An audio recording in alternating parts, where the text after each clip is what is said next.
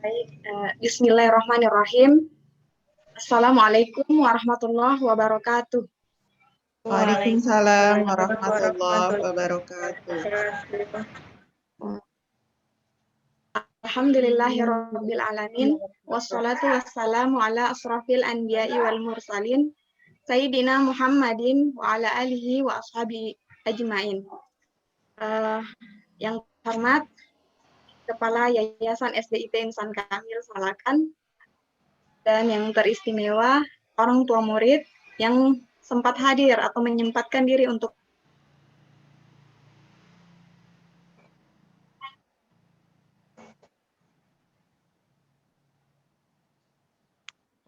Jaringan.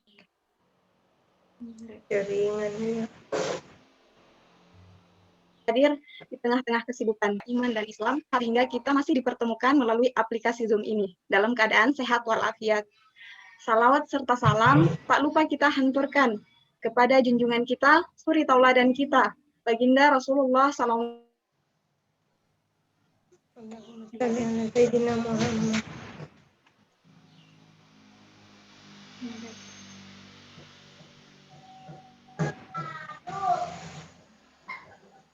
Sinyalku ini jelek.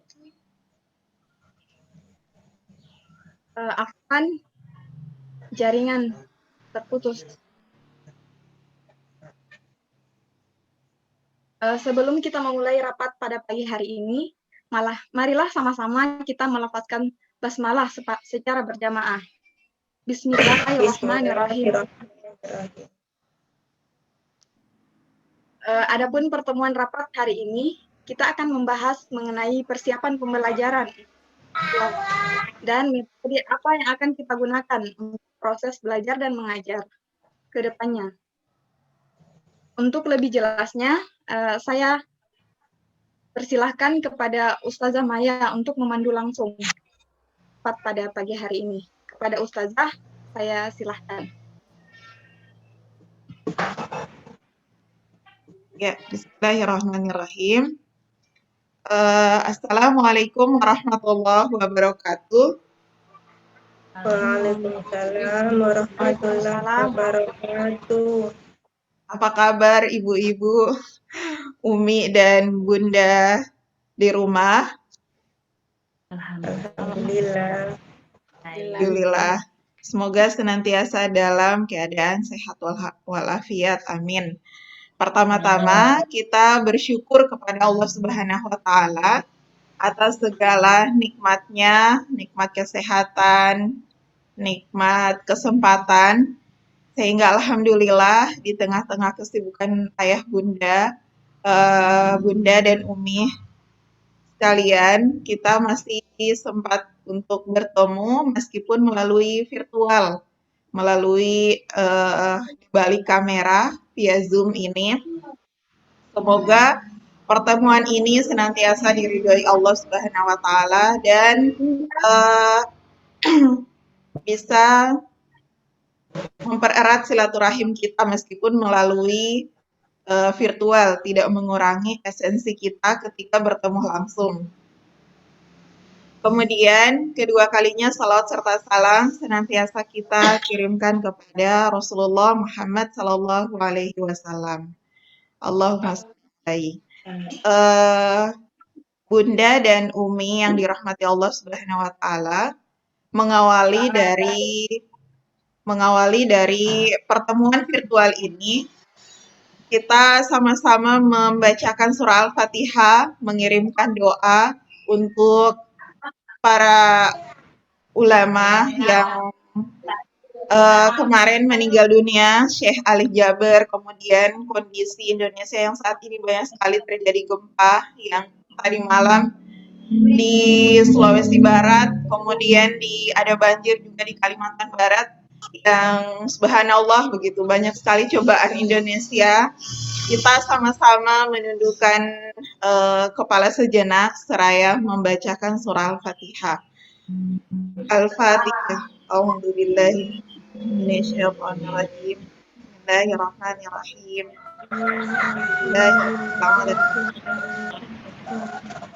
maliki yaumiddin. Iyyaka na'budu wa iyyaka nasta'in. Ihdinas siratal mustaqim. Siratal ladzina an'amta 'alaihim ghairil maghdubi 'alaihim.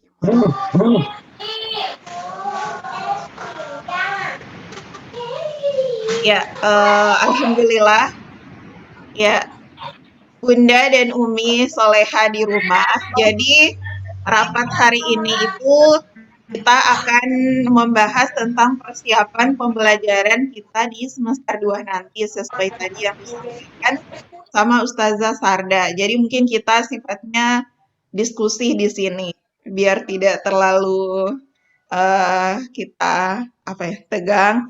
Jadi kita sifatnya diskusi namun tetap serius. Jadi santai tapi serius. Biar untuk kebaikan bersama ke depannya dari khusus kami sebagai lembaga dan Ayah Bunda sebagai yang partner dari sekolah sendiri. Ya, saat ini kan kita tidak bisa pungkiri kondisi khususnya Bangkai Kepulauan. Sebenarnya saya sudah kontak sama uminya Abid, Ibu Arabia, untuk bisa menyampaikan sedikit terkait kondisi COVID di Bangkep ini. Hanya qadarullah beliau kurang sehat, jadi tidak bisa ikut dan tidak bisa hadir juga. Ya, kita doakan semoga Umi dan Ayah Bunda yang saat ini sedang sakit untuk disembuhkan. Siapapun keluarga kita mungkin yang saat ini sedang sakit atau yang sedang kena entah COVID ini, positif COVID atau apapun, semoga Allah sembuhkan. Ya, jadi hari ini ya ini sudah masuk Bunda Dafa. Nah, hari ini itu sebelum kita bahas sejauh mana terkait persiapan pembelajaran sekolah, kita akan menyampaikan sedikit materi tentang materi kemarin kita ikut dari JSIT itu acara persiapan sekolah tatap muka. Jadi ini kan aturan dari pemerintah itu luar biasa. Dari berapa hari itu langsung berubah. Jadi kemarin itu memang akhir Desember itu ada wacana akan dibuka sekolah di semester 2. Berapa hari kemudian adalah peraturan gubernur yang keluar bahwa belum bisa pembelajaran tatap muka. Jadi yang awalnya sudah senang, mungkin orang tua begitu 1 pekan kemudian galau lagi. Ini sudah belajar lagi di rumah, begitu aturannya begitu berubah. Dan itu ya mungkin tidak hanya jadi kegalauan orang tua, tapi justru jadi kegalauan guru juga yang di sisi lain harus mempersiapkan juga bagaimana pembelajaran yang efektif dan efisien, karena ya itu tadi kita sudah evaluasi dari pembelajaran yang semester sebelumnya dan memang kurang efisien, tidak maksimal begitu dengan pembelajaran daring ini. Makanya kita akan lebih bahas lagi di sini. Nah, sebelum itu saya izin share screen terkait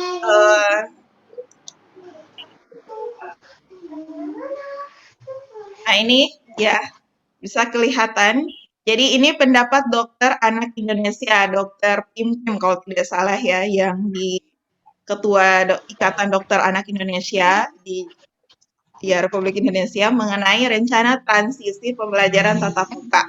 Yang kemarin sudah ada wacana mau tatap muka. Nah, ini materi beliau. Materi beliau ini cukup panjang, sekitar ada 22 halaman, tapi saya hanya akan menyampaikan sedikit saja, yang inti-intinya saja. Nah, ini pendahuluan ketika beliau menyampaikan materi, menyampaikan bahwa ya wabah COVID ini telah berlangsung hampir 1 tahun. Jadi dari kemarin kita itu berhenti pas Maret. Maret itu sampai sekarang sudah Januari, berarti hampir 1 tahun. Ya, kasus yang pertama dilaporkan, namun saat ini memang ya masih pas ya untuk khusus daerah Bangkep itu yang memang sedang naik-naiknya. Salah satu yang berdampak signifikan terhadap kesehatan dan kesejahteraan anak Indonesia adalah ditutupnya sekolah sehingga anak belajar dari rumah. Jadi memang dari semua dinas yang paling terdampak itu adalah ya dinas pendidikan sama ekonomi ya. Ekonomi sama pendidikan yang paling terdampak. Kemudian kesehatan juga yang paling ya untuk dinas kesehatan yang paling terdampak. Satu dari 9 kasus konfirmasi COVID-19 adalah anak usia 0 sampai 18 tahun. Jadi kalau dari 9 kasus ada satu anak yang positif COVID-19. Per tanggal 29 November ini tanggal yang sebelum materi saat materi. Jadi per tanggal 29 November itu menunjukkan proporsi kematian anak COVID dibanding seluruh kasus kematian di Indonesia sebesar 3,2% dan merupakan yang tertinggi di Asia Pasifik saat ini. Jadi kondisi anak di Indonesia yang kena COVID itu tinggi se-Asia Pasifik begitu di Indonesia. Karena kenapa? Karena mungkin masih banyak sekolah yang belum bisa taat begitu. Ini lumayan tinggi, 3,2% bahkan tertinggi se-Asia Pasifik. Oke. Saksi aset tadi ya, saksi aset. Ya, anak yang tidak bergejala atau bergejala ringan dapat menjadi sumber penularan COVID-19 kepada orang di sekitarnya. Jadi kalau misalnya ada anak ini kan aktif-aktif begitu, paling aktif. Jadi kadang kalau misalnya bahkan sedang tidak enak badan tapi tetap bergerak. Hanya ketika dia ada gejala atau gejala ringan, tapi kemudian masih berbaur dengan anak-anak lainnya, nah ini yang dikhawatirkan justru akan menjadi sumber penularan COVID-19. Karena ya kita tidak bisa lihat gejalanya langsung dan kita pasti tidak tahu begitu kalau misalnya anak-anak kita yang sudah ada kena misalnya punya gejala COVID. Ya, pembukaan sekolah untuk kegiatan belajar mengajar tatap muka mengandung resiko tinggi terjadi lonjakan kasus COVID-19. Jadi ada di satu daerah itu yang begitu dibuka, satu hari itu langsung banyak yang positif. Jadi begitu besoknya itu langsung ditutup. Nah, justru yang seperti ini itu jadi masalah. Karena tidak baik untuk lembaga dan ya kesiapan orang tua dan anak juga karena buka tutup sekolah. Peningkatan jumlah kasus yang signifikan pasca pembukaan sekolah telah dilaporkan di banyak negara, sekalipun negara maju seperti Korea Selatan, Prancis, Amerika, Israel, termasuk di Indonesia. Jadi banyak ya yang kasus-kasus ini. Nah, penundaan sekolah dikatakan dapat menurunkan transmisi. Namun banyaknya laporan mengenai meningkatnya stres pada anak dan keluarga, perlakuan salah, pernikahan dini, dan ancaman putus sekolah, serta berbagai hal lain, kesehatan dan kesejahteraan anak membutuhkan perhatian dan penanganan khusus oleh seluruh pihak. Ya, jadi ini juga perlu kita jadi perhatian meskipun kita tidak membuka sekolah, tapi dengan banyaknya laporan tentang banyak anak yang stres, banyak orang tua yang stres, dengan banyaknya tugas misalnya, atau perlakuan yang salah orang tua ke anak atau ke lainnya misalnya. Terus ya kalau mungkin anak SMP dan SMA itu banyak terjadi pernikahan dini, kemudian ancaman putus sekolah gitu. Nah ini yang coba untuk kita juga hindari hal-hal seperti ini. Makanya kita ya sama-sama bekerja sama bersama orang tua. Sehubungan dengan rencana dimulainya transmisi pembelajaran tatap muka, maka pada bulan Januari 2021, maka Ikatan Dokter Anak Indonesia memandang perlu untuk menyampaikan pendapat sebagai berikut. Jadi melihat dari pendahuluan tadi yang disampaikan sama Dr. Pimpin, Ketua IDAI Indonesia, nah ini ada beberapa hal yang perlu disampaikan oleh Dokter Anak Indonesia. Yang pertama, upaya bersama yang mendukung kesehatan dan kesejahteraan anak Indonesia perlu terus untuk diperjuangkan, baik melalui pembelajaran tatap muka maupun saat belajar dari rumah. Nih ya, jadi mungkin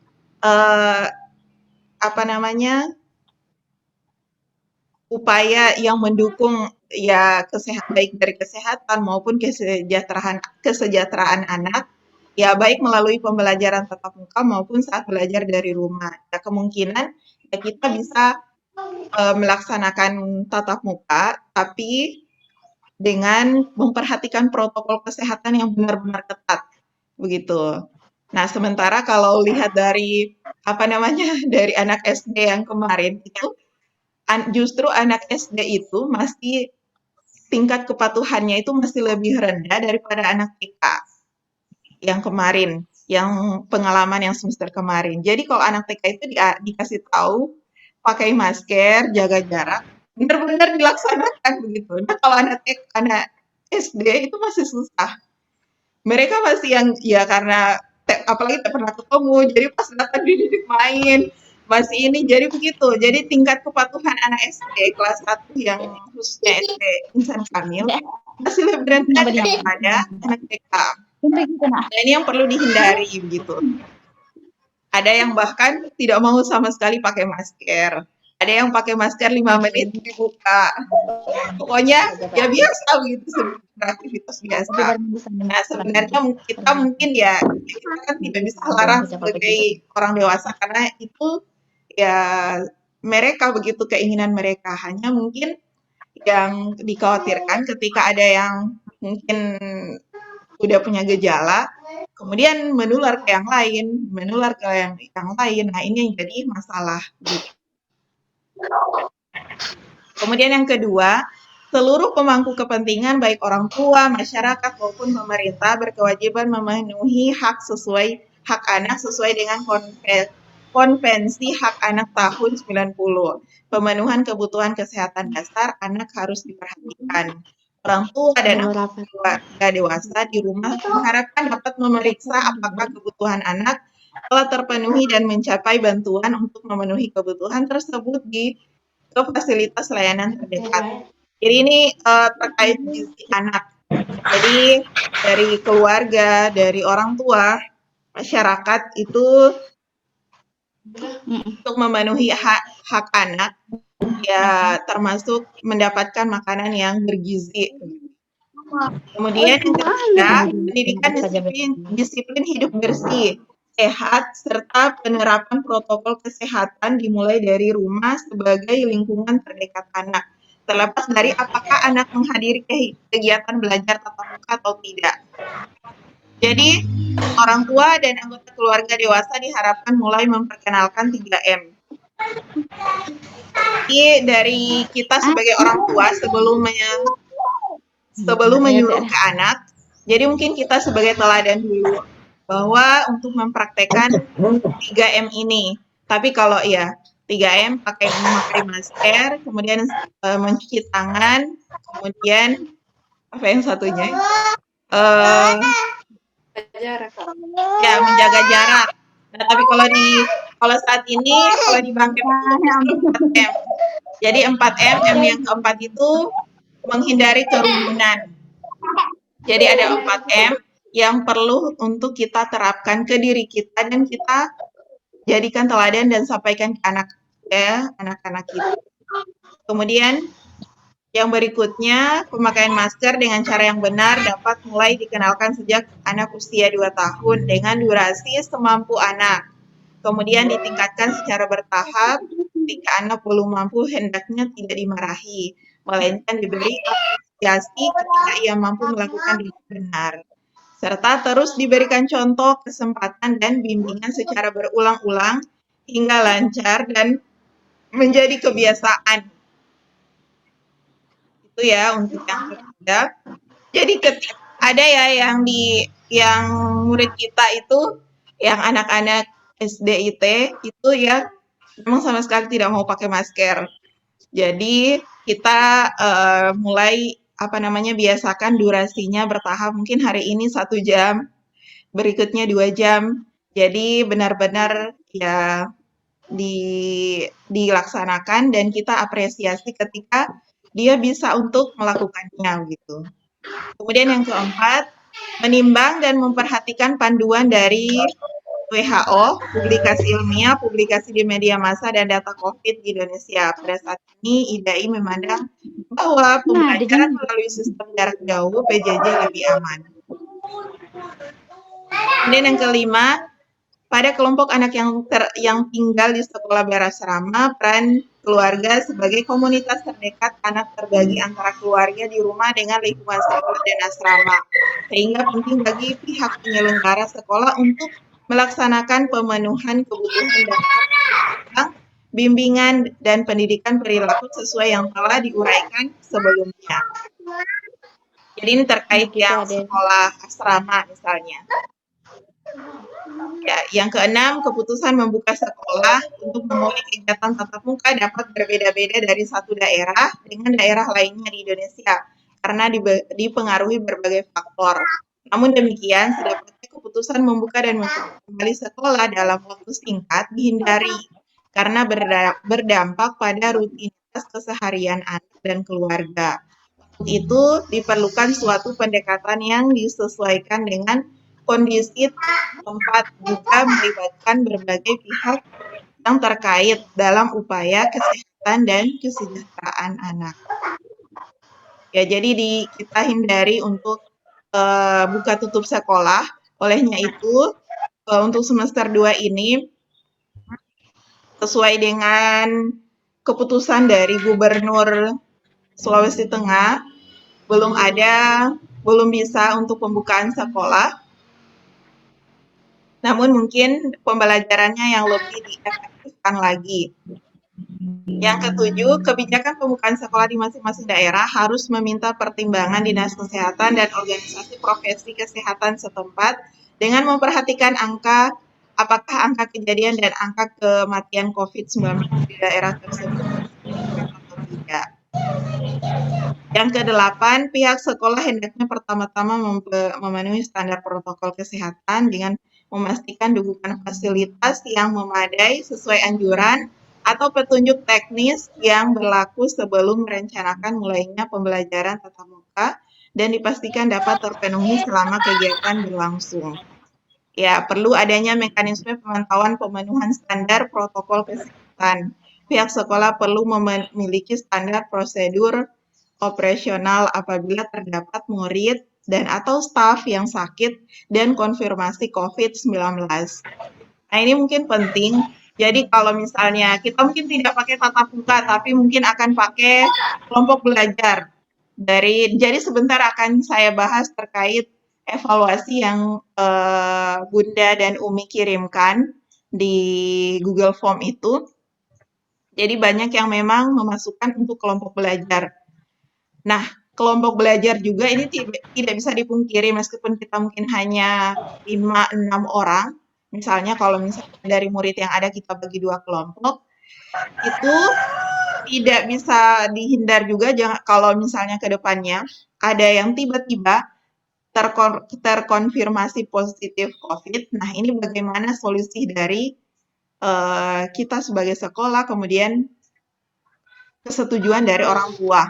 Bagaimana kalau misalnya ada anak ayah bunda yang terkonfirmasi COVID-19 begitu? Apa yang harus kita lakukan? Kemudian yang ke-9, bagi orang tua yang mempertimbangkan persetujuan kegiatan pembelajaran tatap muka dalam masa pandemi, ini disampaikan pertimbangan sebagai berikut. A. Sebaiknya tetap mendukung kegiatan belajar dari rumah, baik sebagian maupun sepenuhnya. Ya. Kemudian yang B, pertimbangkan apakah partisipasi anak dalam kegiatan tatap muka lebih bermanfaat atau justru meningkatkan resiko penularan dari hal-hal berikut. Yang pertama, apakah anak sudah mampu melaksanakan kebiasaan cuci tangan, memakai masker, dan menjaga jarak dengan memadai? Kalau bisa, nah boleh begitu. Kemudian yang kedua, apakah anak masih sangat memerlukan pendampingan orang tua saat sekolah? Bila masih, maka sebaiknya anak masih di rumah dulu saja. Kemudian yang ketiga, apakah anak memiliki kondisi komorbid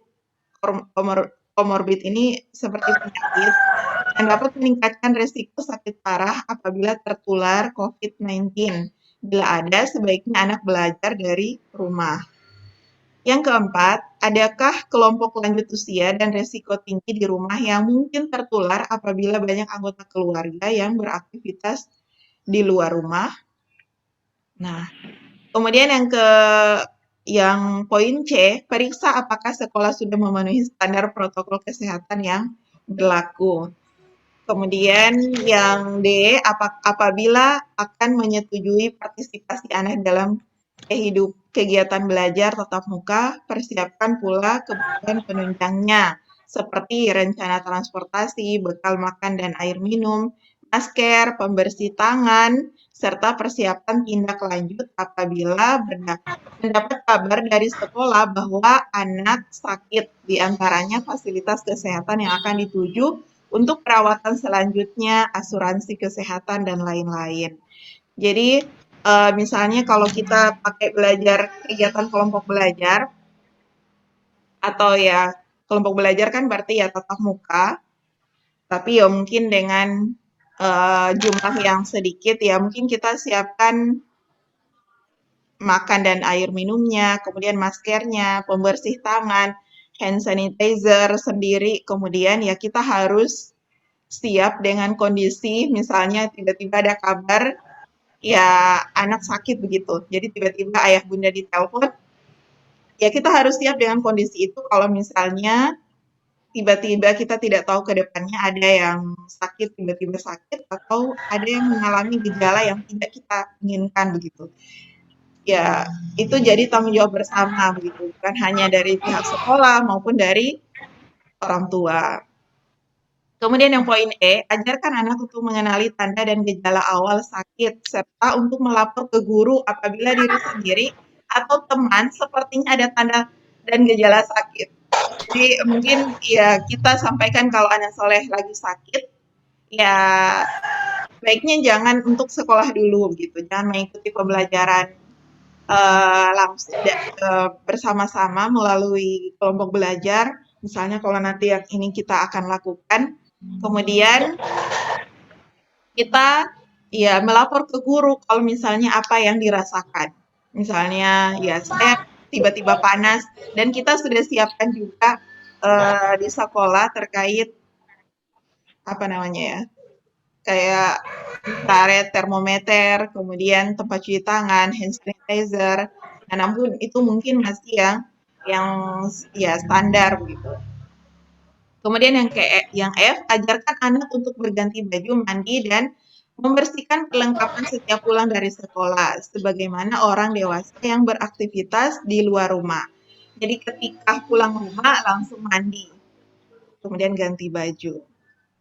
Yang ke-10, apabila dalam kasus tertentu manfaat partisipasi kegiatan pembelajaran tatap muka dipandang lebih besar daripada anak tetap tinggal di rumah, misalnya dalam kasus anak terancam perlakuan salah, maka disampaikan pertimbangan sebagai berikut. A.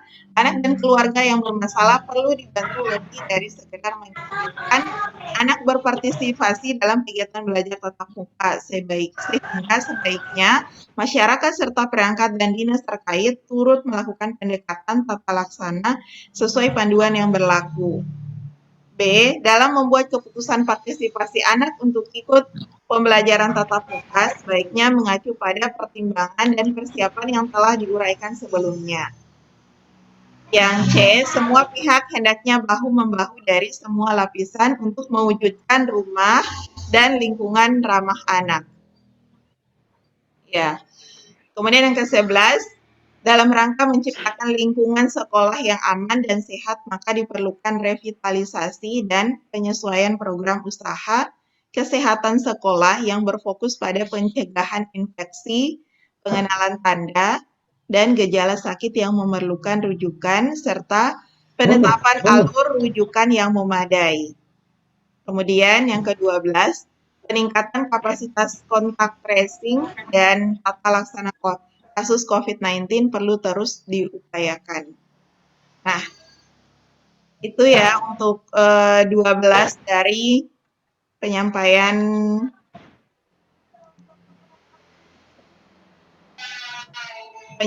dari dokter anak Indonesia terkait persiapan belajar tatap muka. Ya, namun dari sekolah sekali lagi kita mengikuti peraturan dari gubernur untuk belum melaksanakan sekolah tatap muka dalam artian membuka sekolah kemudian belajar seperti biasanya. Hanya mungkin kita akan buat kelompok belajar. Kelompok belajar sesuai yang ayah bunda itu isi di lembar evaluasi. Jadi ya sebelum kita lanjut di lembar evaluasi itu, dari kesimpulan disampaikan dokter Pimpin itu bahwa ya kalau misalnya kita belajar tatap muka, entah kelompok belajar, tetap mematuhi protokol kesehatan. Jadi ada 4M, ya pakai masker, kemudian jaga jarak, rajin mencuci tangan, dan kerumunan. Karena jangan sampai kasus-kasus yang yang sudah tadi disampaikan itu, misalnya kita tidak ingin itu terjadi ke lembaga kita, misalnya baik untuk guru maupun anak. Jadi kalau dokter Pimpin itu sampaikan,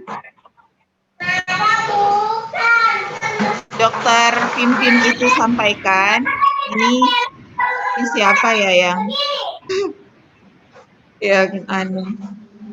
Oke, jadi kalau dokter Pimpin itu sampaikan bahwa kita dari sekolah maupun dari orang tua itu harus siapkan kondisi terburuknya. Jadi selain kita menginginkan anak kita mendapatkan pembelajaran yang maksimal, misalnya, kita juga siap dengan kondisi terburuk. Jadi kalau misalnya orang kita, ya kita jangan hanya ingin ya mendapat fasilitas yang bagus, misalnya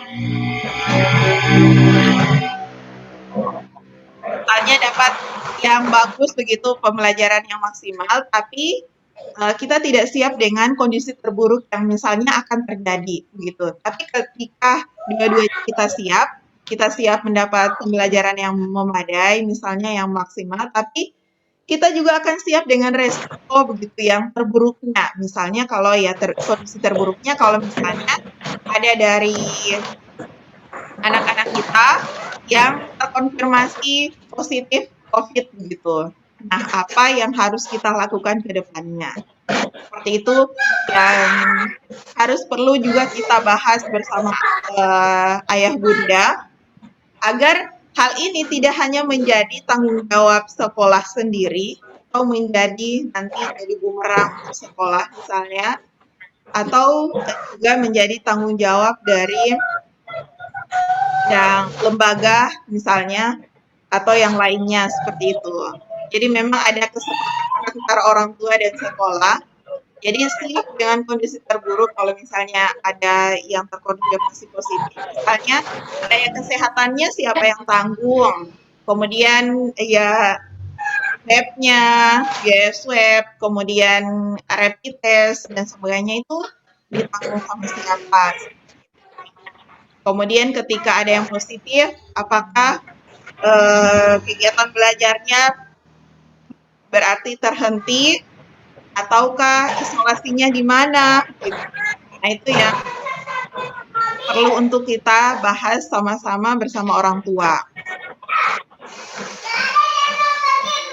Nanti mungkin kita bisa sharing di diskusi sebentar terkait ini.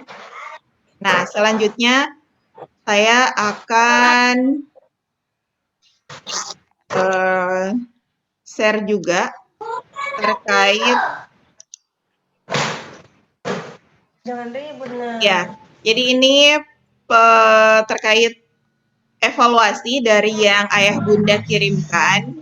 Jadi tidak tercantumkan nama. Saya pun tidak tahu siapa yang menyampaikan ini. Tapi ya alhamdulillah begitu. Terima kasih ayah bunda yang sudah mengirimkan evaluasi ini. Jadi ada sekitar 7 orang yang mengisi responden. Jadi ada yang sangat puas, 2 orang itu puas, kemudian 2 orang itu cukup puas, bahkan ada 2 orang yang tidak puas. Yang mungkin merasa tidak puas. Nah, jadi oke, ya. Kita akan bahas sama-sama terkait evaluasi ini juga. Yang pertama terkait materi pelajaran. Materi pelajaran itu ya ini puas, materi sudah sesuai dengan kebutuhan namun kemampuan dasar seperti baca tulis harus dimaksimalkan. Nah, jadi ini jadi PR besar buat guru. Untuk anak kelas 1 itu memang baca tulisnya yang harus dimaksimalkan memang. Makanya ya ini jadi kita sudah bahas juga di guru-guru bahwa ya nanti ini akan perlu menjadi konsentrasi khusus bahwa target kita semester kelas 1 ini anak-anak itu bisa membaca dan bisa menulis sendiri. Karena masih ada beberapa anak yang perlu untuk bimbingan khusus. Kemudian respon yang kedua tidak puas karena anak-anak mengikuti pelajaran tidak maksimal apabila kalau jaringan kurang bagus. Ya memang salah satu kendalanya ya kalau daring ya pasti itu jaringan di mana-mana. Jaringan yang kurang bagus jadi akhirnya anak-anak terima materinya tidak maksimal. Cuman ya kita tidak bisa berbuat apa-apa kalau masalah jaringan gitu. Tapi kita akan upayakan bagaimanapun yang bisa begitu. Kemudian tidak puas karena Ananda tidak fokus belajarnya, tidak maksimal kalau di rumah beda tatap muka langsung. Ya, jadi memang kita pun yang guru sebagai mengajar ya merasakan begitu apa yang dirasakan ayah bunda ketika belajar tatap muka. Karena ya via Zoom saja kita ketemu begini, ya ada yang urus sana, urus ini sambil Zoom, tapi urus ini, urus pokoknya tidak fokus. Ya apalagi anak-anak begitu. Ya memang seperti itu kondisinya. Kita harus banyak bersabar, tidak fokus belajar, tidak maksimal ya. Jadi beda ketika tatap muka. Namun itu tadi kalau full tatap muka ya jelas tidak bisa juga. Kemudian ya sangat puas, yaitu untuk pertanyaan yang pertama. Pertanyaan yang kedua, bagaimana performa guru memberikan pelayanan belajar terhadap siswa? Baik. Kemudian ya kurang baik, metode pembelajaran yang diterapkan lebih mudah untuk dipahami. Jadi mungkin apa ini salah pencet atau bagaimana. Kemudian yang kedua baik, tapi walaupun guru sudah menjelaskan dengan baik, terkadang anak-anak hanya melamun dan biasanya mereka kurang memahami. Ya, jadi meskipun mungkin ada guru yang sudah menjelaskan baik-baik, tapi ya anak-anak yang kadang masih suka melamun, jadi kadang kurang fokus gitu, apalagi melalui virtual begini. Ya kalau misalnya tidak di ini, ya pasti anak-anak lebih banyak melamunnya. Bahkan jangankan via Zoom begini, kita menjelaskan langsung lewat kelompok belajar, itu ada anak yang masih suka melamun, ya jadi yang paham gitu, jadi kurang fokus. Nah ini juga jadi PR guru untuk lebih meningkatkan metode mengajarnya. Kemudian yang ketiga baik, sudah cukup baik performa guru dalam pelayanan belajar, cuman Ananda yang kurang serius menerimanya, lebih banyak bermainnya. Nah ini karena masa transisi juga dari TK ke SD, jadi kelas 1 itu mereka memang masih main-main. Dan ini juga di satu sisi kita tidak bisa salahkan anaknya sepenuhnya, karena ya dunia anak itu masih dunia main begitu. Ketika disuruh serius ya masih belum bisa. Yang masalah itu ketika orang dewasa yang masih tidak bisa serius begitu, yang masih main-main. Nah itu yang masalah. Tapi ketika anak-anak yang masih main-main ya masih wajar begitu, masih dunianya. Cuman ya mungkin kita perlu untuk lebih efektifkan lagi begitu. Yang berikutnya ini cukup baik. perlu perbaikan metode mengajar untuk guru tematik bahasa Inggris dan perlu dimaksimalkan untuk guru tahfiz. Ya, ini jadi PR besar dan garis bawah benar-benar untuk perbaikan mengajar guru tematik bahasa Inggris dan perlu maksimal untuk guru tahfiz ya. Karena lewat daring juga, jadi memang agak kurang maksimal memang. Nanti ini ke depannya waktunya itu mungkin akan lebih banyak karena ya saya juga pun merasakan yang sama meskipun bukan pegang guru ini, tapi melihat wah tematik ini kemarin itu kan kita waktu ujian saja yang saya ujian langsung yang pegang tematik dan itu maksudnya ya benar-benar kurang maksimal dengan pembelajaran daring anak-anak yang masih kurang paham terkait pembelajaran. Jadi insya Allah nanti ini akan diperbaiki, kemudian dimaksimalkan ke guru tahfiz. Ya insya Allah ini semuanya sudah kita bahas dengan guru-guru juga untuk kebaikan ke depannya. Jadi maksudnya kita maksimalkan dari gurunya, juga nanti mungkin kita butuh bantuan lebih maksimal lagi dari orang tua begitu. Jadi kalau orang tua siap dengan konsekuensi seperti ini, ya guru akan coba memberikan seperti ini dan ya kesiapan orang tua pun harapannya bisa sanggup dengan nanti yang akan kita coba tawarkan. Kemudian yang ketiga, menurut Ayah Bunda bagaimana sebaiknya metode PJJ semester genap nanti? Ya, ini yang pertama luring. Jadi menjawabnya luring, home visit, kelompok belajar. Tapi kalau boleh jangan hanya 1 jam pertemuan, biar bisa sedikit agak maksimal. Ya, memang kemarin tuh kelompok belajar rata-rata 1 jam atau 1 jam setengah.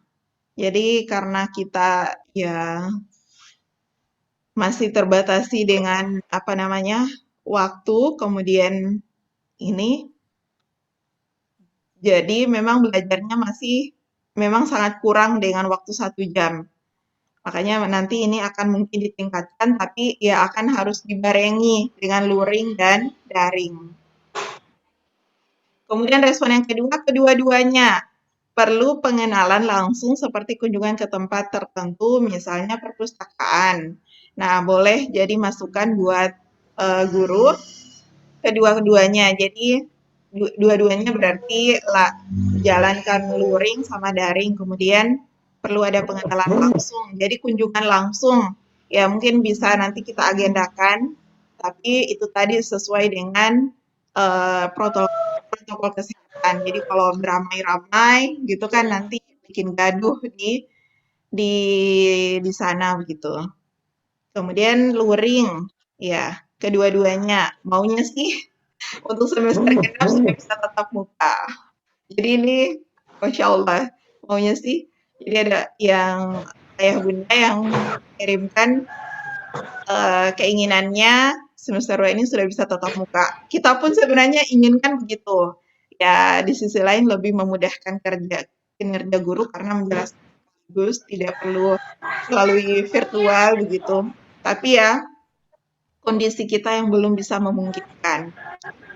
Kemudian yang keempat, apa kendala ayah bunda saat pelaksanaan PJJ semester ganjil kemarin?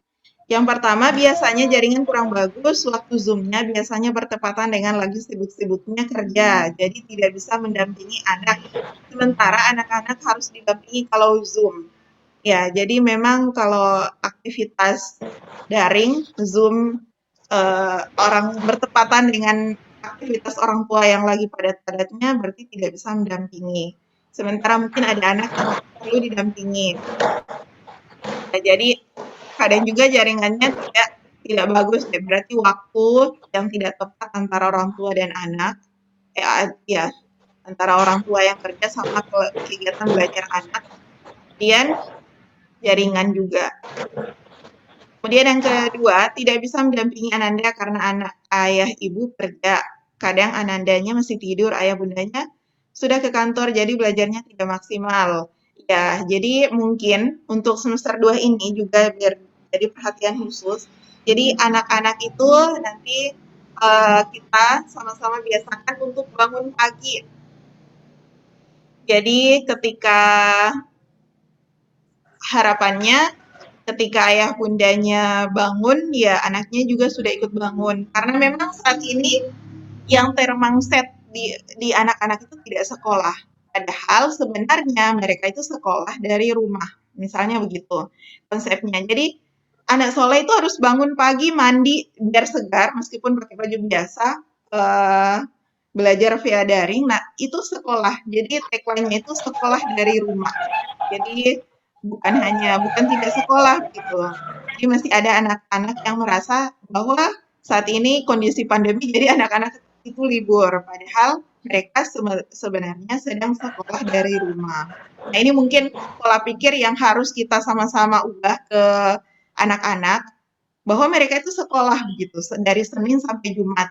Nanti insya Allah kita akan aktifkan mulai hari Senin ini, tanggal berapa ya hari Senin? Ya, jadi itu akan diaktifkan bahwa mereka harus bangun pagi, mandi seperti biasa, kemudian beraktivitas. Kalau misalnya ada kegiatan-kegiatan, ya langsung belajar begitu.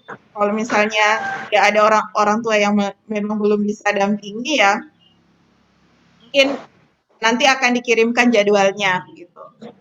Jadi pokoknya mindset-nya dulu bahwa anak-anak itu kalian itu sekolah gitu.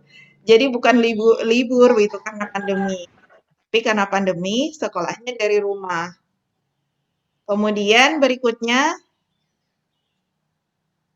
ya, manajemen waktu antara mengerjakan tugas rumah tangga, tugas di kantor, dan mengajar anak. Ya, Masya Allah ya. Jadi manajemen waktu ini mungkin bisa nanti ayah bunda bisa di-list gitu, diatur lagi waktunya kira-kira kapan yang bagus biar untuk membantu mengerjakan tugas rumah tangga, kemudian mengajar anak, mendampingi anak maksudnya, ya untuk menyelesaikan tugas-tugasnya.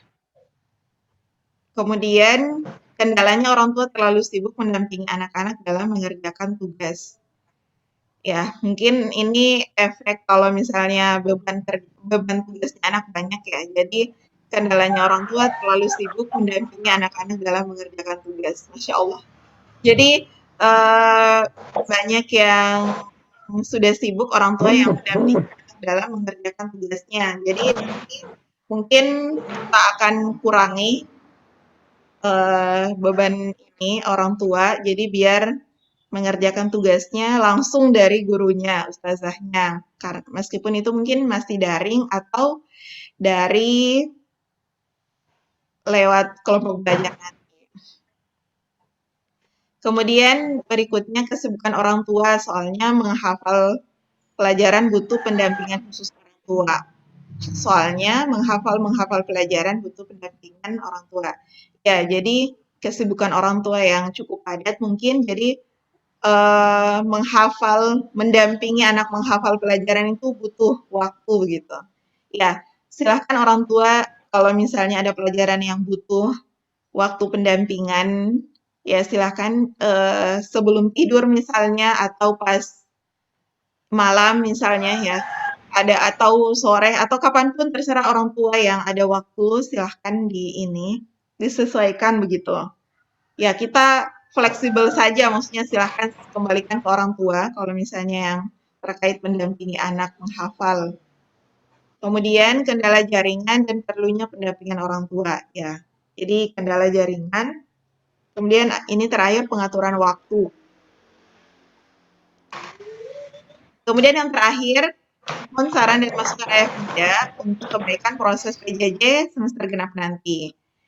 Yang pertama, sebaiknya jika sudah dilakukan via Zoom untuk belajar daring, tidak perlu lagi buat video apabila jika punya HP yang sedikit memori dan jaringan internet tidak kuat, atau sebaiknya anak soleh dan soleha belajar bersama ustadz-ustadzahnya. Beban orang tua semakin berat apabila jika punya anak lebih dari satu. Belum lagi tugas pokok orang tua. Yakinlah coronavirus hanya dibuat. Allahu a'lam bishawab. Ya Allah, ya jadi begini. Ya, jadi kemarin itu Pembelajaran dilakukan via Zoom. Ya, jadi harapan orang tua ini, jadi ketika belajar via Zoom daring, itu tidak usah bikin video lagi, misalnya gitu ya, tidak usah bikin video lagi karena memori yang full, apalagi kalau misalnya anak yang lebih dari satu, belum tugas orang tua dan sebagainya. Jadi mungkin harapan orang tua kalau sudah via Zoom tidak usah lagi ada video, kirim video. Nah, maksudnya nanti ini juga jadi bahan evaluasi, tapi saya ingin jelaskan, saya ingin sampaikan bahwa pembelajaran via Zoom itu kemarin kita hanya menjelaskan materi ajar. Nah, evaluasinya anak-anak bisa atau tidak melalui video itu yang dikirim sama ayah bunda. Jadi apakah misalnya menghafal ya misalnya. Jadi anak soleh sudah hafal atau belum? Nah itu perlu di video karena kalau saat Zoom, saat menjelaskan materi, terus kita langsung minta evaluasi anak-anak, kadang ada memang beberapa yang sudah langsung bisa hafal, tapi kadang ada anak-anak yang belum bisa langsung hafal saat itu, begitu. Makanya kita minta untuk tugasnya dibuat video lagi, seperti itu. Tapi nanti bisa jadi masukan buat kami, guru. Kemudian, ini yakinlah coronavirus hanya dibuat-buat. Allahu a'lam bishawab. Saya pun ya kita tidak tahu yang sebenarnya ya, apakah virus corona ini dibuat-buat ataukah benar-benar ini ada seperti kayak virus malaria, kayak sakit malaria atau virus-virus yang lainnya, misalnya kayak sakit yang memang sunatullah begitu dari Allah, ataukah ini memang sengaja coronavirus dibuat oleh Cina kemudian disebarkan awalnya dan sebagainya.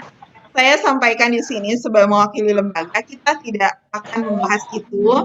Jadi kita berlindung dari apa yang tidak kita ketahui dan yang mungkin apa yang sudah direncanakan di sana kita tidak tahu. Tapi satu hal yang perlu saya sampaikan ke ayah bunda yang mungkin penting untuk kita sama-sama pahami bahwa entah virus corona ini dibuat-buat atau tidak, tapi virus ini benar-benar ada.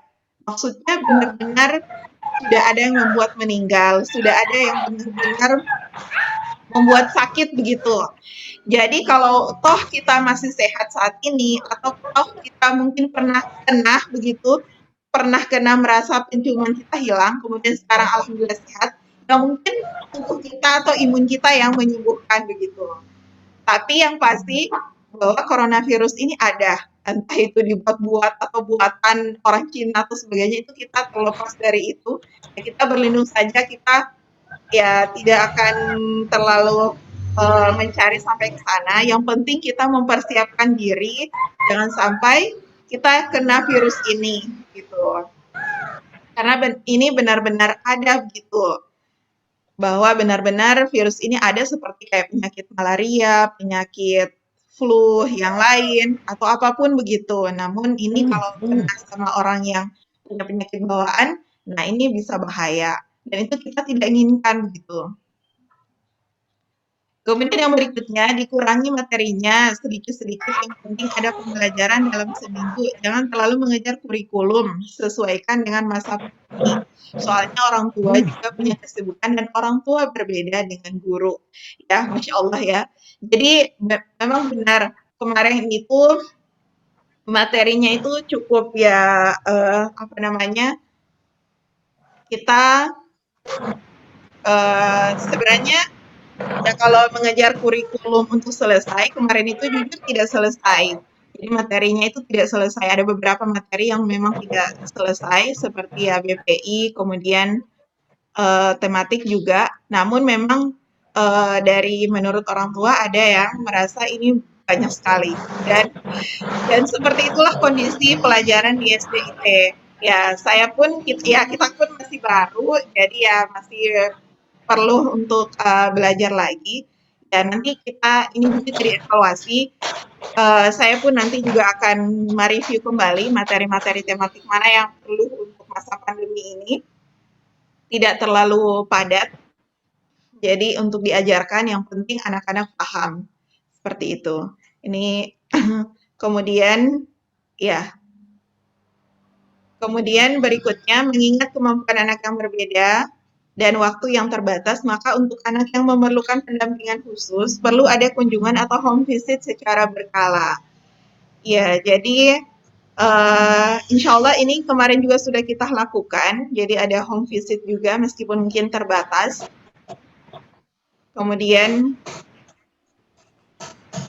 ya home visit, kemudian kelompok belajar. Jadi kalau kita sudah lakukan via daring, via Zoom, kemudian kita lakukan kelompok belajar, ya kadang kita sudah tidak lakukan home visit.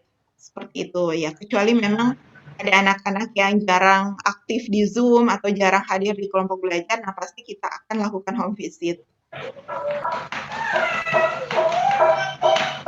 Kemudian untuk semester ini, kalau boleh diadakan kelompok belajar supaya bisa tatap muka, karena anak-anak biasanya semangat kalau belajarnya tatap muka dan jangan hanya 1 jam. Ya, ini sama ya seperti yang sebelumnya, kelompok belajar, kemudian ya anak-anak semangat ya tatap muka, kelompok belajarnya tatap muka. Nah, mungkin dan waktunya jangan hanya 1 jam. Ya, mungkin bisa ditambah, tapi sesuai dengan tingkat kepatuhan anak-anak kita. Jadi ya boleh lebih dari 1 jam misalnya, tapi yang penting jaga jarak, kemudian pakai masker, kemudian aktif cuci tangan. Jadi ya kita kalau misalnya anak-anak juga bisa patuh dengan itu. Kemudian membuat kelompok belajar agar semangat anak terpacu lagi. Ya, karena memang kalau belajar sama-sama kan ya semangat begitu. Kemudian berikutnya ini corona berakhir supaya tidak ada lagi PJJ. Ya, semua orang tua pun, guru pun, sekolah menginginkan ini. Tapi qadarullah sampai saat ini corona masih belum bisa, kasusnya masih terus naik. Melakukan PJJ, pelajaran jarak jauh. Kemudian kalau bisa belajarnya sudah tatap muka. Ya, tatap mukanya tapi mungkin masih terbatas dalam bentuk kelompok belajar. Gitu. Jadi itu ya kurang lebih Ayah Bunda terkait dengan evaluasi untuk pembelajaran di semester 2 ini nanti. Jadi kesimpulan dari yang saya bisa sampaikan dari apa yang dari Dr. Indai sampaikan, kemudian sama evaluasi yang disampaikan orang tua tadi, bahwa kita akan laksanakan kelompok belajar ya melalui tatap muka dan melalui daring juga ada. Jadi kalau mungkin ada tugas yang memang masih harus butuh video begitu, atau ada pembelajaran yang tidak bisa kita laksanakan lewat tatap muka, tetap akan dilaksanakan via Zoom begitu. Kemudian kita ketika tatap muka, meskipun dalam skala kecil, tapi tetap mematuhi protokol kesehatan. Itu di 4M itu, kemudian itu tadi kesiapan kesanggupan orang tua dengan kondisi terburuk yang terjadi. Jadi jangan kita hanya ingin anak kita mendapatkan pendidikan yang baik, tapi kita abaikan dengan kesehatannya, seperti itu. Jadi bagaimana kalau dari ada guru yang konfirmasi positif, otomatis berhenti kelompok belajarnya, maksudnya berhenti sejenak begitu, akan diisolasi dulu begitu. Dan dari pihak anak juga seperti itu pasti, untuk biaya kesehatannya bagaimana, swab-nya, rapid test dan sebagainya, seperti itu. Jadi kita siapkan kondisi terburuknya, kalau kata Dokter Pim, kita siap kondisi terburuknya. Kalau kita sudah siap kondisi terburuknya, insya Allah kondisi terbaiknya pun kita akan pasti siap gitu. Ya, mungkin Ayah Bunda, itu saja mungkin untuk kali ini yang dapat saya sampaikan. Selanjutnya kita akan lebih uraikan lagi di sesi diskusi lagi, masukan dan sarannya seperti apa. Karena setelah rapat dari sini, kita akan bahas lagi dengan guru-guru Jadi ya kita akan bahas tentang kelompok belajarnya ini seperti apa teknisnya begitu dan sebagainya. Nanti akan disampaikan lagi. Itu itu saja mungkin yang dapat saya sampaikan. Lebih dan kurangnya saya mohon maaf. Usikum wa nafsi bitaqwallah. Ihdinas siratal mustaqim. Wassalamualaikum warahmatullahi wabarakatuh.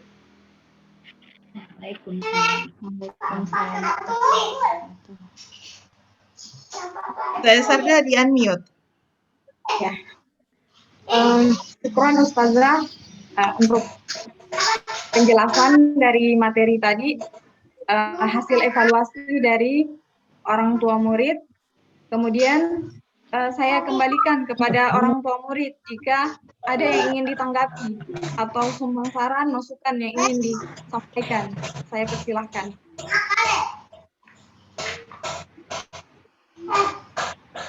Disampaikan langsung saja kalau ada yang ingin Oke, disampaikan. ini Uminya Zaki, angkat tangan.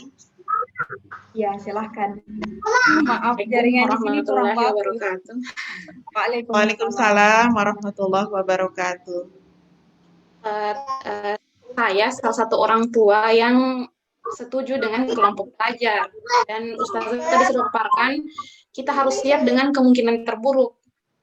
Kalau saran saya, mending dibikin surat pernyataan sama orang tua yang ditandatangani terkait dengan bagaimana tadi tentang apa kesehatannya, terus pembayaran apabila terburuknya memang ada yang tahu kalau ada yang kena corona gitu ada ya, maksudnya dibikinkan saya surat pernyataan apakah orang tua setuju atau tidak, karena mengingat juga sekolahnya kita kan baru, jangan sampai nanti ada yang kena terus sekolah juga nanti, maksudnya ini akan berdampak sama semuanya, bukan cuma sama satu orang.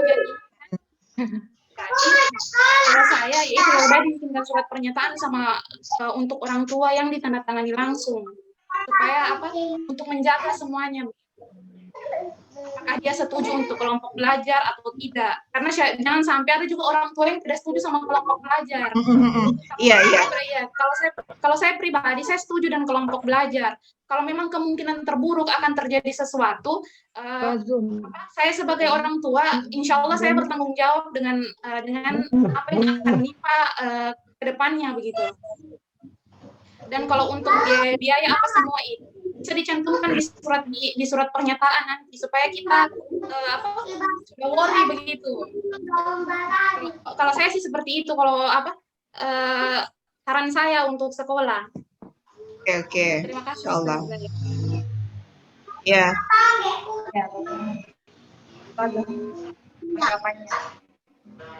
Ya, Masya Allah ya. Jadi langsung mungkin saya tanggapi. Jazakillah khair.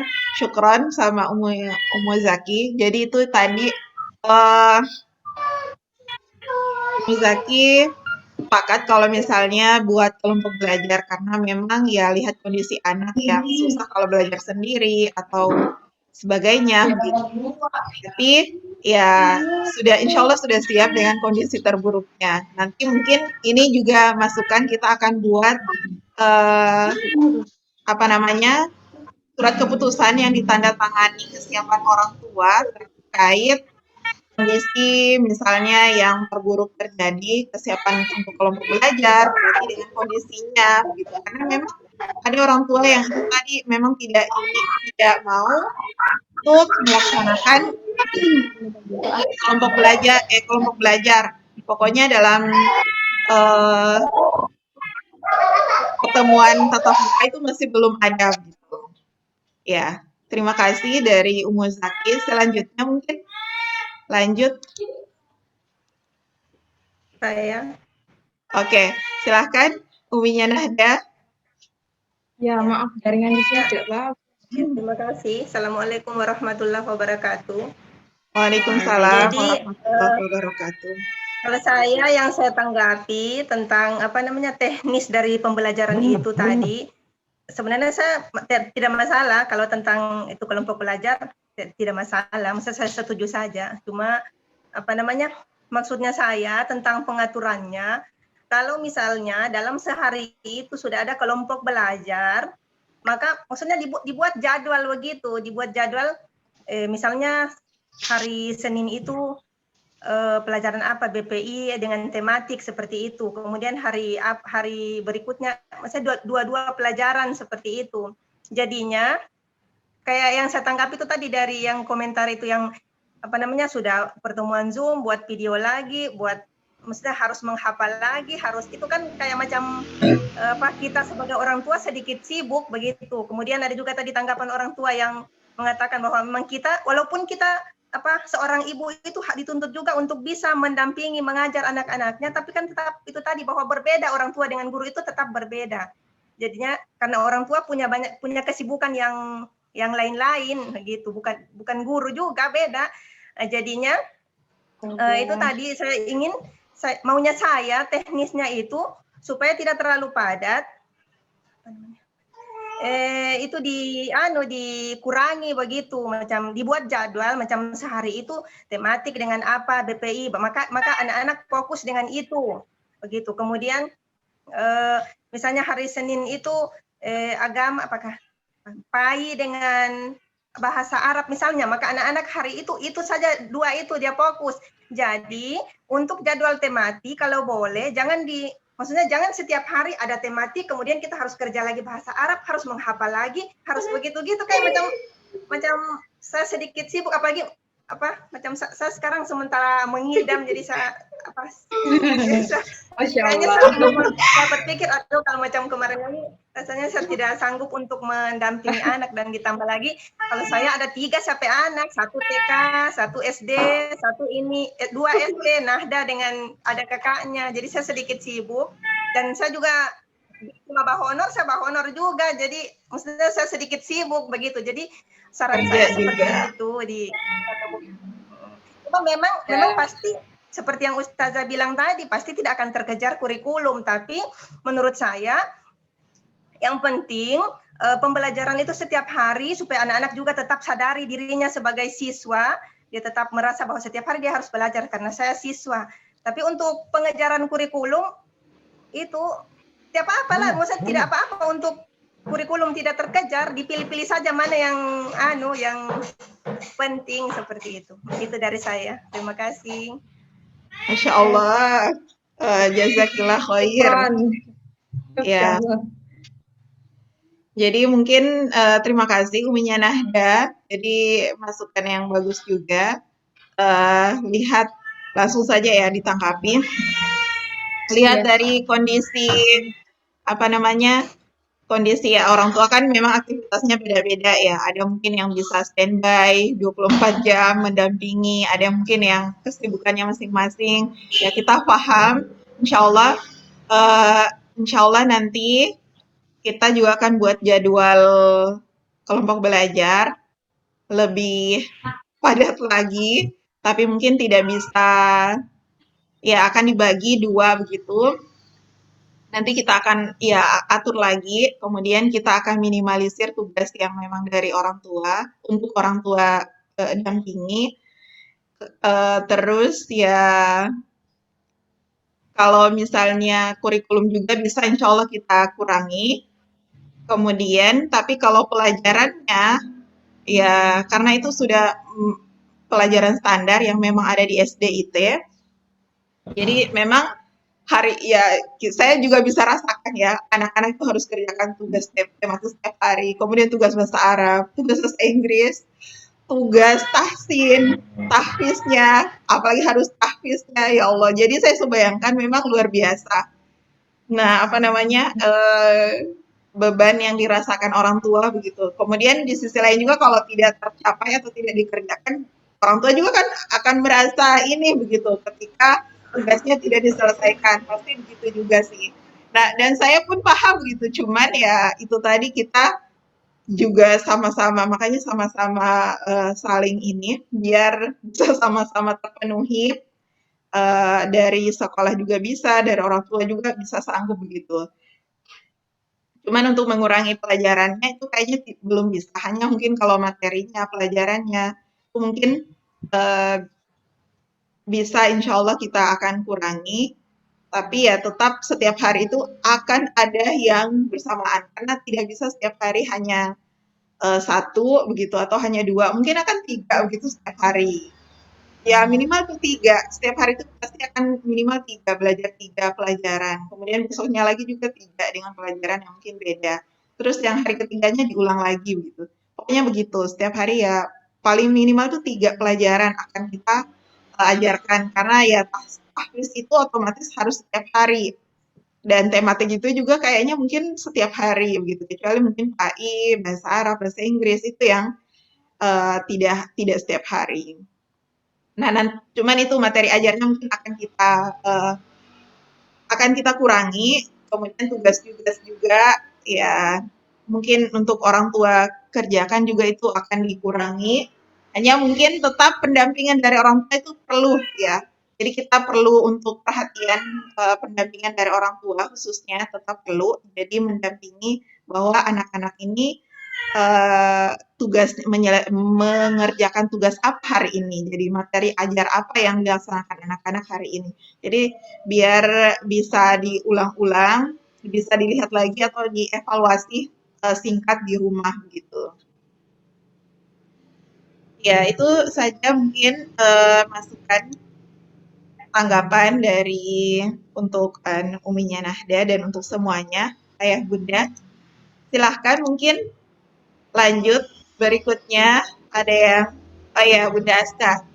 Baik. Ya, Assalamualaikum warahmatullahi wabarakatuh.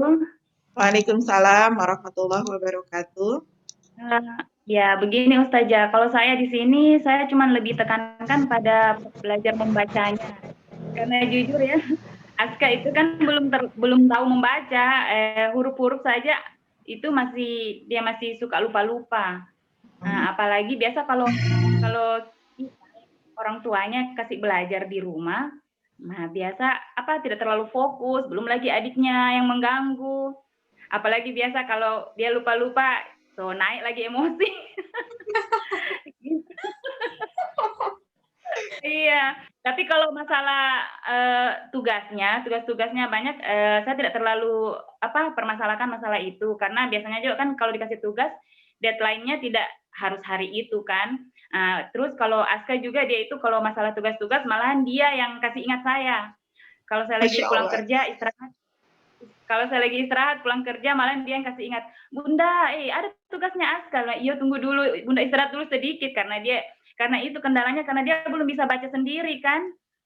Beda kalau dia sudah bisa baca sendiri, itu kita sudah tidak terlalu ekstra dalam mendampinginya dia belajar. Paling bisa dia bacakan, kita yang kasih tinggal dilihat bagaimana sudah betul itu jawabannya atau tidak. Gitu. Cuman yang saya tekankan di sini kalau bisa itu belajar membaca. Oke, Masya Allah.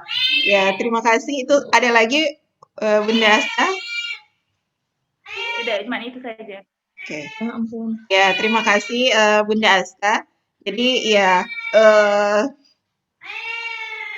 untuk anak soleh Aska, jadi memang butuh pendampingan. Mungkin kita lebih ada privat membaca khusus ya untuk Aska. Jadi biar lebih cepat juga.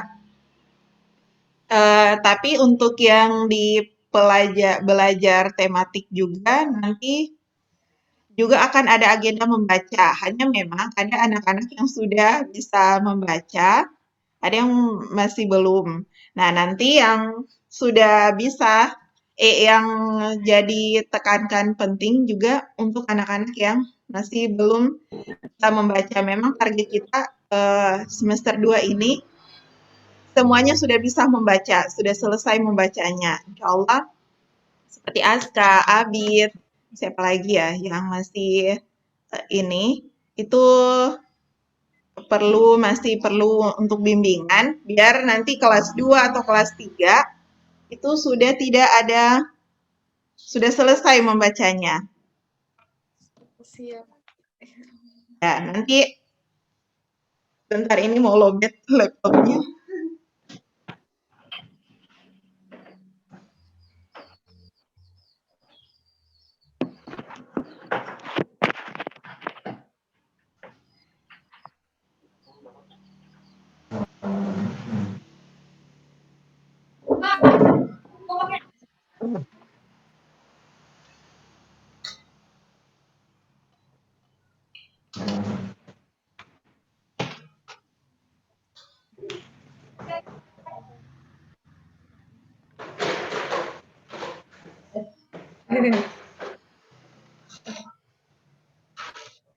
Ustazah, boleh lagi satu, Ustazah?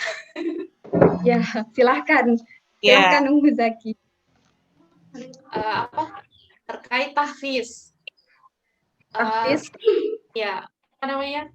Saya ingin memberi saran kepada sekolah. Boleh tidak, apa namanya, anak-anak ketika dibuat nanti kelompok belajar, boleh tidak diselipkan murojaah tahfiz sebelum memulai pelajaran yang baru, yang lain. Boleh tidak anak-anak di murojaah tahfiz, karena begini, yang saya rasakan sendiri, tahfiz itu kalau tidak di murojaah itu akan hilang. benar-benar. Ya, dan anak-anak itu agak sulit dia kalau cuma sendiri dikasih murojaah begitu. Apa namanya, kesusahan kita kalau dia setiap pekan baru ketemu tahfiz, terus apa namanya, ketemu tahfiz baru dia mau, karena nanti mau ketemu ustadznya. Saya kewalahan, padahal cuma sendiri tapi saya kewalahan. Karena sayang begitu sudah lanjut, terus kalau tidak murojaah yang di belakang otomatis bisa hilang nanti, itu yang harus selalu kita jaga. Jadi saya cuma saran, kalau memang sudah dibentuk nanti kelompok belajar, kalau boleh, kalau seumpama dibentuknya setiap hari memang kelompok belajar itu ada, sebelum memulai pelajaran itu, saya minta tolong boleh tidak tahfiz itu tetap harus diselipkan setiap hari begitu.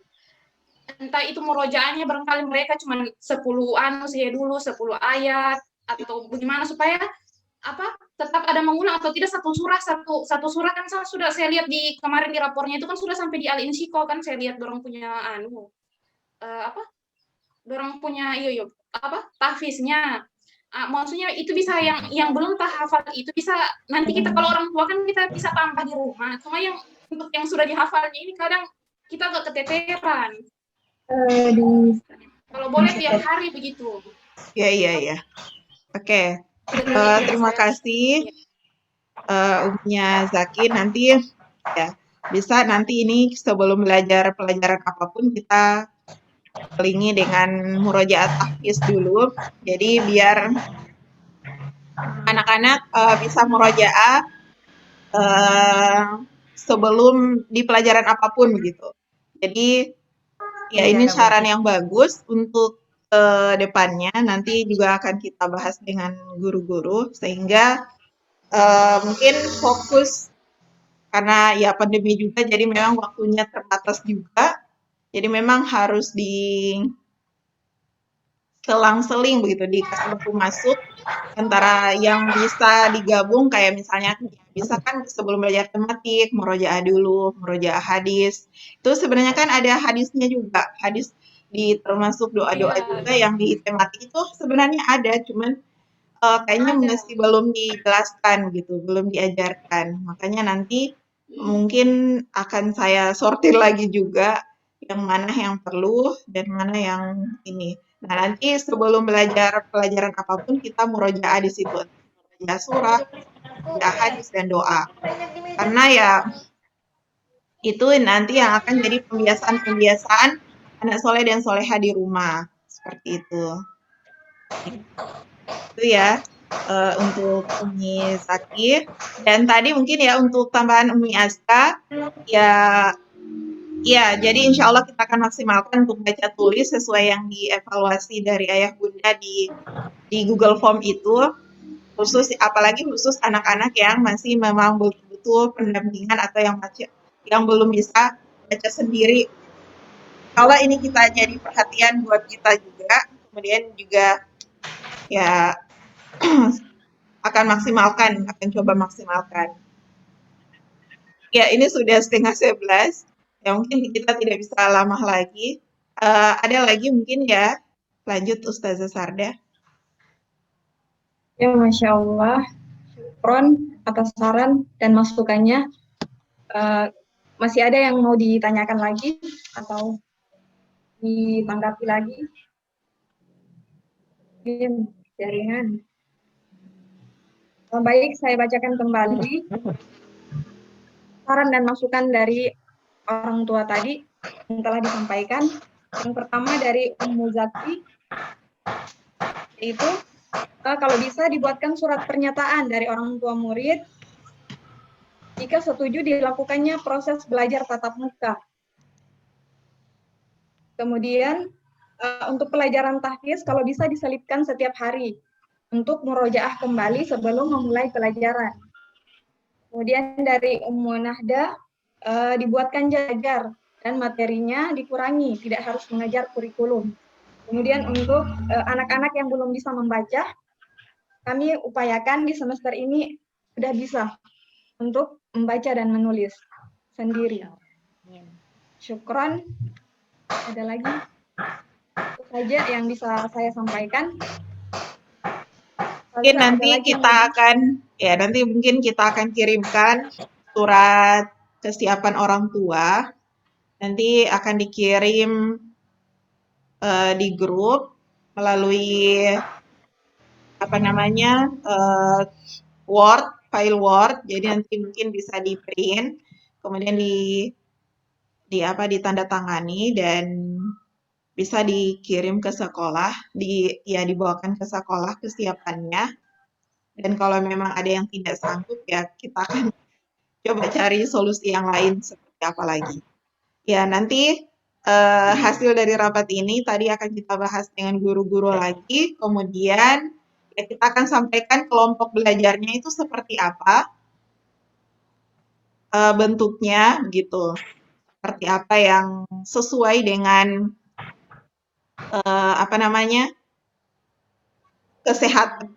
protokol kesehatan. Ya, kemudian ya itu tadi poin-poin yang sudah kita sampaikan tentang kepatuhan anak, itu mungkin bisa jadi perhatian orang tua, kemudian mindset anak itu bisa ditanamkan ke anak-anak juga. Ayah bunda bisa sampaikan bahwa anak soleh ini sekarang sudah sekolah, jadi sekolahnya dari rumah atau nanti mungkin ya akan kalau dibuat kelompok belajar ya berarti belajar kelompok begitu. Tapi intinya mereka setiap hari itu sekolah dari Senin sampai Jumat sekolah. Jadi biar ya mindset orang itu libur begitu. Itu yang penting karena pola pikir ketika itu pola pikirnya sudah begitu sekolah, ya pasti ketika diarahkan untuk belajar ya tidak lagi yang mut-mutan atau yang pokoknya semangat begitu. Saya belajar begitu. Itu saja mungkin terakhir ya sebagai penutup mungkin. Kalau tidak ada lagi mungkin bisa dilanjut ke acara berikutnya atau acara terakhir. Silakan Ustazah Sarda. Ya, jazakillah khairan katsir. Itulah hasil rapat kita pada pagi hari ini. Selanjutnya akan disampaikan melalui WA Group. Saya mohon maaf jika ada salah-salah kata. Terima kasih juga ya Bunda yang sudah hadir. Ya, terima kasih yang sudah sempat hadir pada pagi hari ini. Mari sama-sama kita tutup rapat kita dengan mengucapkan hamdalah secara berjamaah. Alhamdulillahirabbil alamin.